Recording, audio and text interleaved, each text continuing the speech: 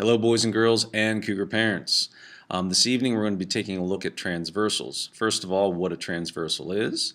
Also, what are the different angles on a transversal, the relationship between these angles, as well as, well, once we understand the relationship between the different angles, we'll then be able to begin to figure out the measure of these different angles.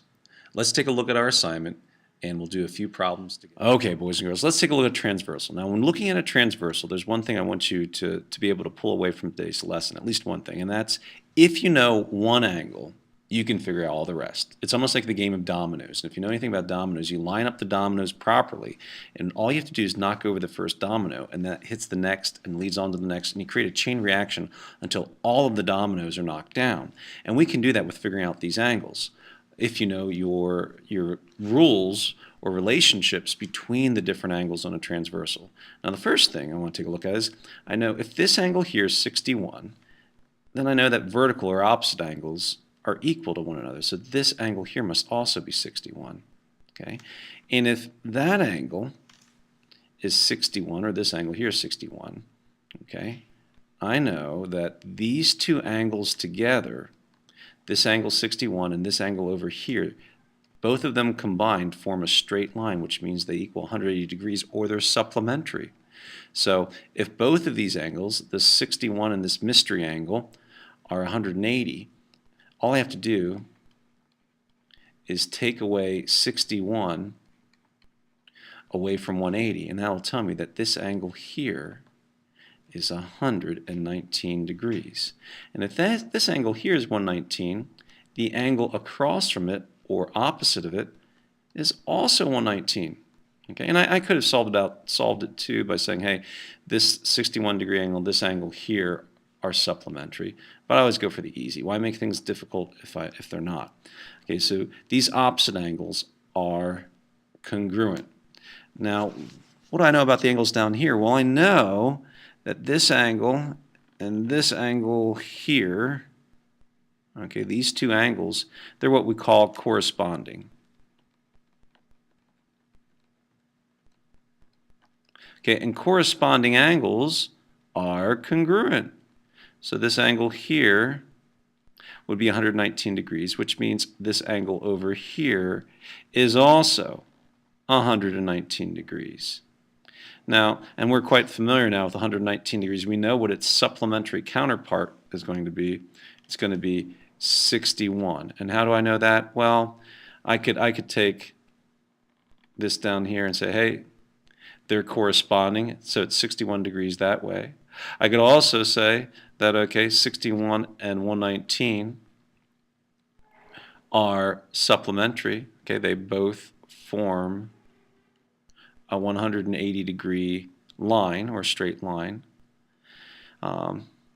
So that's pretty simple. And my last angle here is 61 degrees because it's opposite to this 61 degree angle. It's supplementary to this 119 degree angle, and it is corresponding to this 61 degree angle up here. Okay, so as I said before, with a transversal, when you have parallel lines, all you need to know is one angle, and you can figure out all of the rest. Okay, boys and girls, how would we figure out what angle X is? Here we have a transversal. They give us this one angle up here, 136. 136 degrees is this angle. Ooh. Right here we have that angle. It's 136. Okay, and then they want us to find out what angle X is right there. Okay, well, the first thing I can do is I can say, hey, I need to get this, I need to find out some information about the angles in the bottom part of this transversal, or in this case, to the right of the transversal. Well, I can real easily, since these two lines, I'll call them L and M, are parallel to one another, I know that the corresponding angles would be equal to one another. So this angle is corresponding to this angle down here, okay? And if this angle here is 136, then I also know what angle X is, because this angle here that's 136 is vertical to angle X.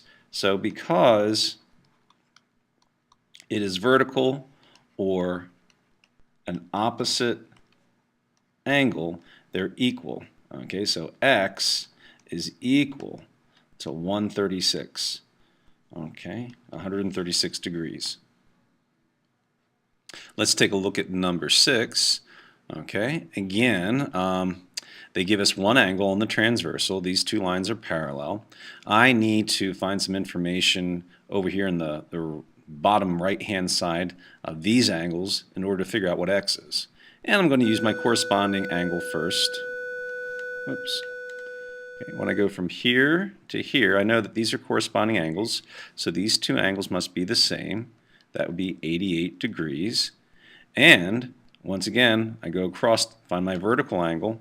Since they're vertical to one another, they're equal. So angle X is also equal to 88 degrees. At number 7 here, I see that they gave us one angle in this transversal. It's 118. From here, oops, let me go to that.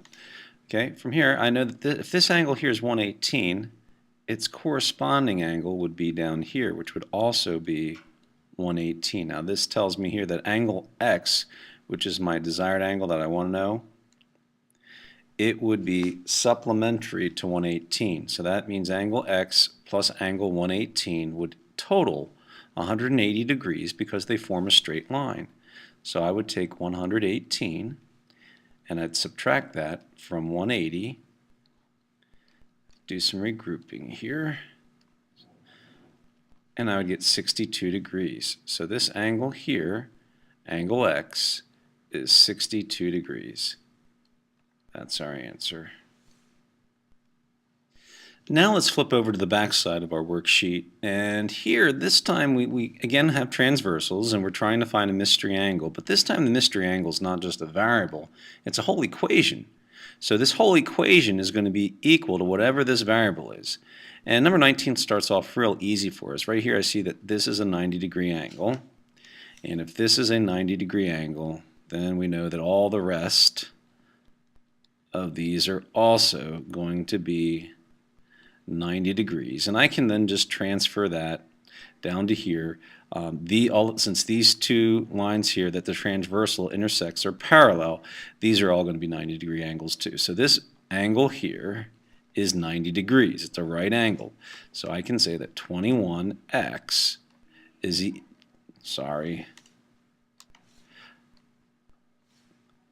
I can say 21x plus 6 is equal to my 90 degrees. Well, I first subtract 6 from both sides. I have to do the inverse operation of plus 6. That cancels out. I bring down my 21x is equal to 84. I divide both sides by 21 because I want to isolate the variable x. And sure enough, x will be equal to 4. So we're not just solving, we know the whole angle here is 90 degrees, and that 90-degree angle is equal to this equation, and we have to solve for the variable. Okay, let's take a look at this number 22 here. Again, I'm going to transfer the information they've given me. I've got to find this, not just this angle. I have to figure out what x plus 139 is equal to, but I have to solve this equation. Now, I know that if this angle here is 132 degrees, its corresponding angle over here is also 132 degrees.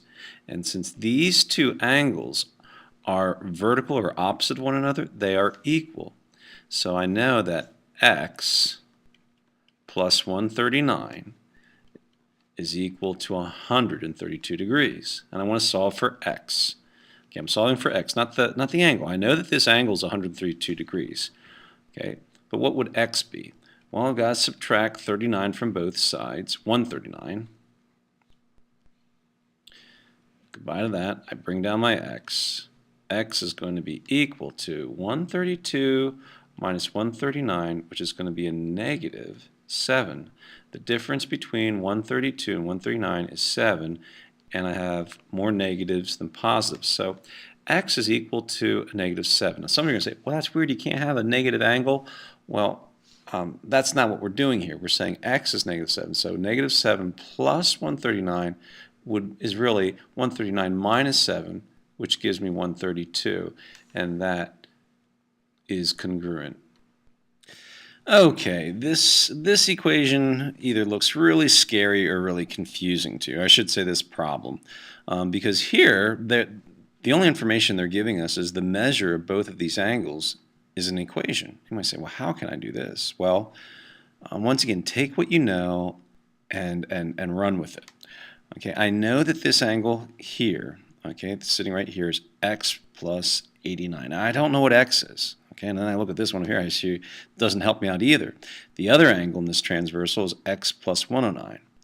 Well, what I do know is that this angle's corresponding angle would be up here, which would make it them equal or congruent. Okay, so I know my one angle here is x plus 109, and then my supplementary angle, which means these two angles together is going to equal 180.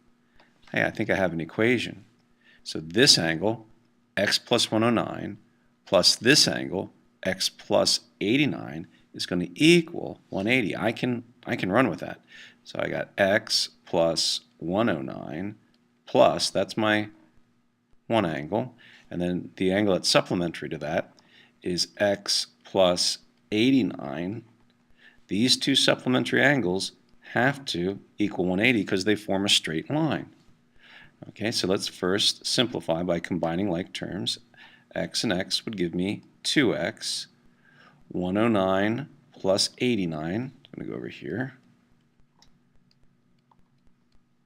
Okay, 9 and 9 is 18. Carry the 1. 1, 0, and 8 is 9.